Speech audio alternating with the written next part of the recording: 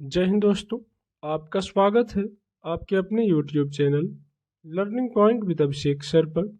दोस्तों, अगर आप चैनल पर नए हैं तो चैनल को सब्सक्राइब कर लीजिए और बेल आइकन प्रेस कीजिए ताकि आप डेली डिक्टेशन पा सकें। दोस्तों, आप सबके लिए APS का पेड बैच भी चलाया जा रहा है जिसकी फीस रखी गई है 499 रुपये और इसमें आपको जीवनी, निबंध, योजना, कुरुक्षेत्र, कहानी और आध्यात्मिक लेख में से मैटर प्रोवाइड किया जाता है। तो अगर आप भी इस बैच से जुड़ना चाहते हैं तो आप इन नंबरों पर संपर्क कर सकते हैं 7376422797 या फिर 7393976701। इन नंबरों पर आप व्हाट्सएप या टेलीग्राम पर मैसेज कर सकते हैं। उसके बाद आप पेमेंट करने के बाद आपको टेलीग्राम ग्रुप में जोड़ दिया जाएगा जिसमें आपको सारे कंटेंट प्रोवाइड किए जाते हैं। जो पहले आपके कंटेंट प्रोवाइड किए जा चुके हैं वो भी आपको मिल जाएंगे और जो भी मैटर है उसका सॉफ्ट कॉपी आपको उस ग्रुप में प्रोवाइड कर दिया जाएगा, जिससे आप अपने डिक्टेशंस के जो लिखे हुए हैं, ट्रांसक्रिप्ट किए हुए हैं, उसको मैच कर सकें और अपनी गलतियों को काउंट कर सकें। आपकी डिक्टेशन शुरू होगी 5 सेकंड बाद।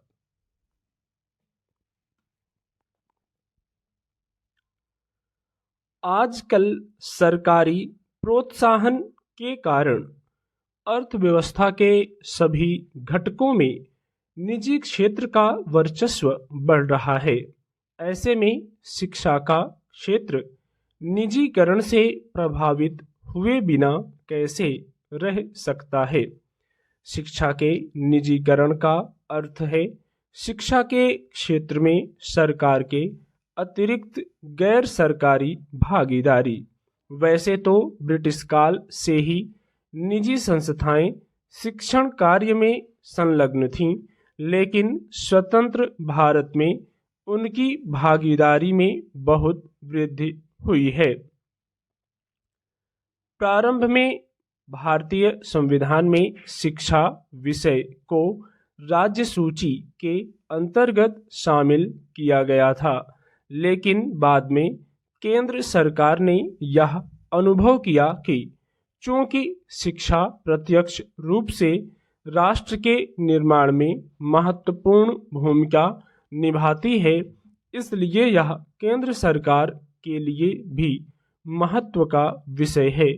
अतः शिक्षा के क्षेत्र में एक रूपता लाने, विस्तार करने एवं इसमें केंद्र सरकार की भागीदारी सुनिश्चित करने के लिए वर्ष 1976 में इसे संविधान के 42वें संशोधन द्वारा समवर्ती सूची में शामिल किया गया।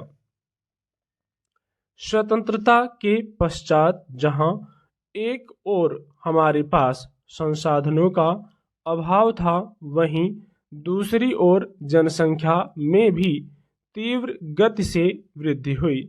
अतः एक बड़ी आबादी के लिए शिक्षा की समुचित व्यवस्था करना सरकार के वश की बात नहीं थी। इसलिए भारत में शिक्षा में निजी क्षेत्र को बिना किसी अवरोध के प्रोत्साहन दिया गया।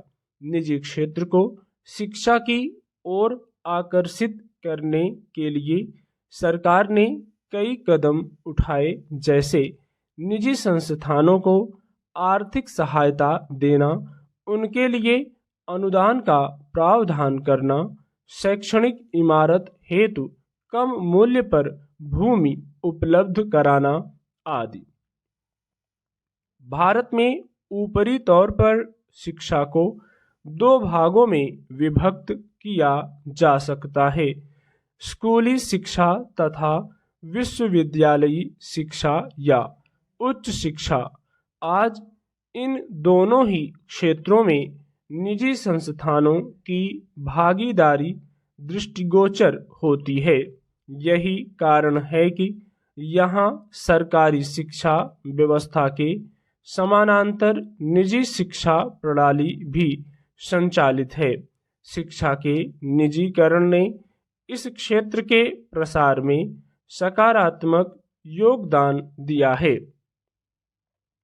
शिक्षा के निजीकरण के कारण शिक्षा का प्रसार तेजी से हो रहा है। जिन लोगों को प्रतियोगी परीक्षाओं में असफल रहने के कारण किसी व्यावसायिक या अन्य पाठ्यक्रम में प्रवेश नहीं मिल पाता, वे अधिक धन खर्च करके मनोवांछित शिक्षा प्राप्त कर सकते हैं।